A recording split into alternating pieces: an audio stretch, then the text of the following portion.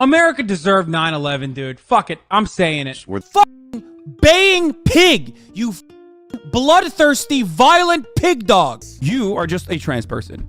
Sorry, you don't know what the you're talking about. Hasan Piker is currently one of the most popular political Twitch streamers to my knowledge, and while this might not sound like a big problem to some, others who know his pattern of behavior know just how damaging he can be to everyone around him. In this video, I'm going to be informing you and going over Hasan's repeated mistakes in areas he needs to dramatically improve if he wants to clear his name and be scrutiny free in the commentary community. That's enough introduction, let's get right into it.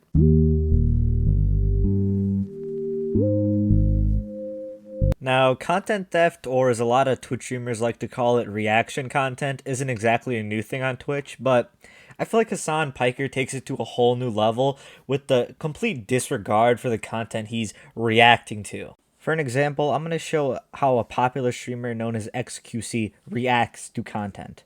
Decade is much more difficult to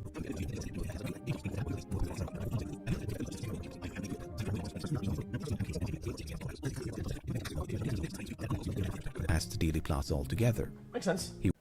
Hasan takes the reactions that are horrible to a whole new level, because at least with XQC, I have to give him credit that he's actively engaged in the fact that he won't leave the video and just go do something else. Hasan just leaves his room consistently during videos. Doesn't really matter what it's about. It could be news or like a little documentary. He could just leave and then just come back.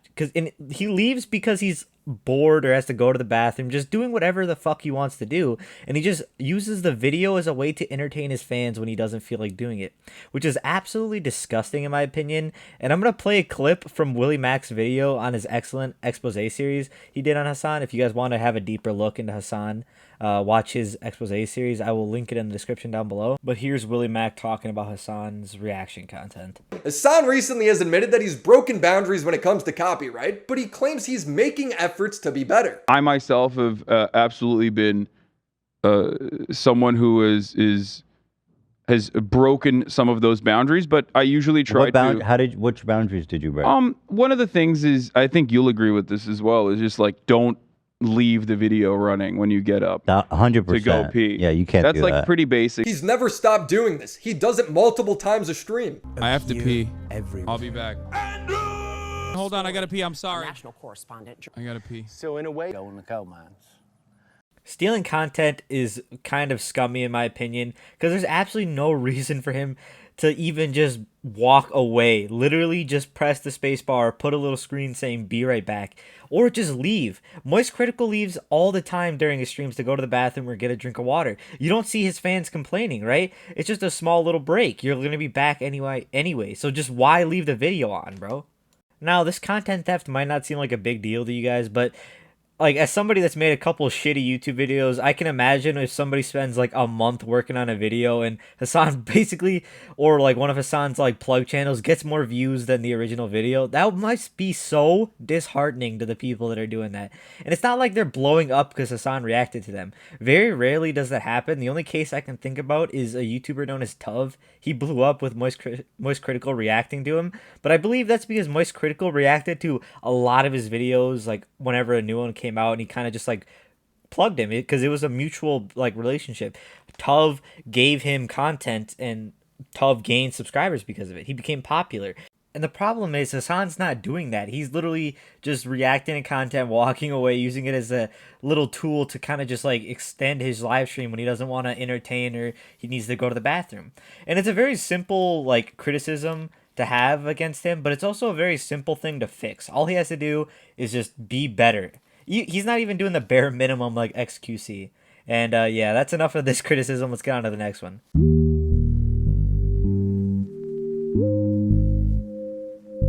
I'm going to make this part short because I really do not like delving into politics, but the fact of the matter is, when it comes to his political views, Hasan is a giant hypocrite. Hasan really does not follow what he preaches. He made his claim to fame and most of his like popularity off being a socialist, right? Sticking up for poor people, being relatable. But he doesn't really follow that. He lives in a $3 million house in California, has a luxury vehicle, and wears designer clothing. Now, he not only that I know that sounds crazy, it might not like be wowing to you, but he also has viewpoints that workers should be able to make influential decisions in companies, right? I don't really believe in that, but it's his political view, but he believes that, right? So tell me why his moderators and staff don't get to make choices about his streams at all. I am 100% positive that none of them get like paid a percentage of his streams or anything. Like he does not follow what he preaches at all. All right, it's getting too political in here. I need to switch it up. On to the next chapter.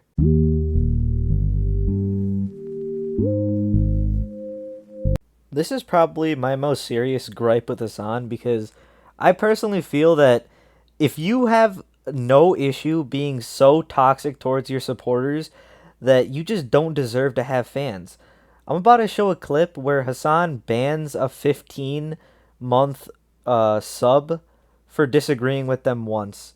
This transgender fan disagreed with Hasan once during a debate Hasan had, just giving their opinion, saying that Hasan probably did not represent the transgender community in the best light, or just doesn't know enough to debate about it, right? But this person just absolutely gets demonized by Hasan and banned. My issue as a trans person is the fact that you, a guy that isn't super well versed on trans shit, brought on a known transphobe knowing he might bring up transphobic shit. You aren't exactly a Vosh at trans debates.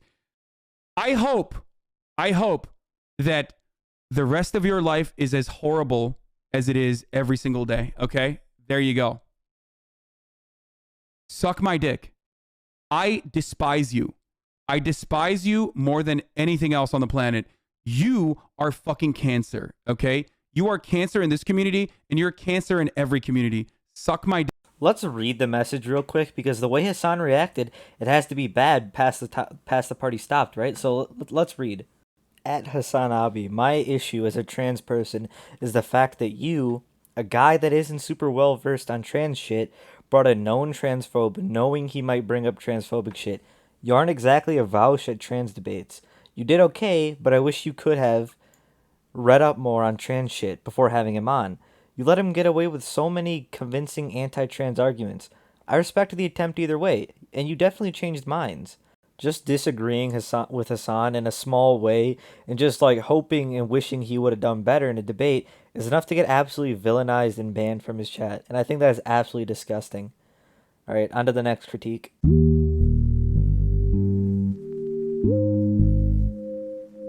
Hasan has a record of just spouting nonsense whenever a breaking story happens. For example, let's look at a big mess up of Hasan's. When Ukraine was having when the Russians were setting tents outside Ukraine, and there was talk about Russia invading Ukraine, Hasan clearly and just vehemently opposed the fact that could happen. He wasn't even the realm of possibility to him. He would call his fans freaks and genocidal if they thought it was going to happen, and said it in the chat. And you know what happened eventually? Russia invaded Ukraine, and they even attacked Kyiv, which he also said would never happen. And I just think it's absolutely ridiculous that Hasan just even has the gall to spout this nonsense when he has no clue. Why should he even say that? He doesn't know it. He's just lying, just saying his opinion, on matters that are very important when he has, no basis at all to say it. It makes no sense. I'm about to show a clip of him talking about Ukraine. What's up, folks? I'm live and alive, and we got a lot to talk about. I was right about Ukraine. That's right. War is not imminent. Oh, shocked to find out. Anyway, we're going to talk about that and a bunch of other stuff, so get in now. But honestly, saying Hasan was skeptical is completely underselling his verbiage. You would have thought he had his own intelligence agency feeding him information with how confident he sounded. I think maybe I'll tell my editors to do this, but I think I'll just change I'll change this every day to Ukraine has still not been invaded by Russia. If you guys want to know more about this specific critique, go watch WillyMacShow's video that I'm going to leave in the description down below. Because Hasan, this isn't a rare thing he does. Actually, this is probably more common than villainizing his fans, that Hasan gets a story wrong, because he just takes Twitter as fact. But that's enough of this criticism. On to the next one for me.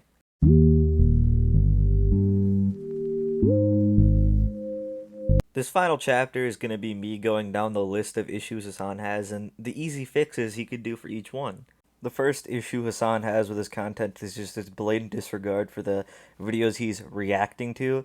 The easiest fix I could think of, is just maybe pressing the spacebar when you leave instead of just unpressing it and just letting it play to entertain your fans when you're not doing anything.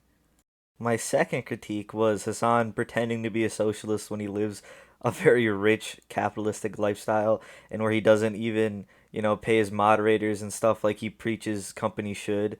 And that's an easy fix. He could just actually live up to what he's preaching and give his moderators and editors, staff, just give them like a percentage of the streams if he's not so attached onto his money. Or he could just maybe give them some say on what he streams, even because that's what he preaches for big companies to do. Why should his Twitch empire be any different?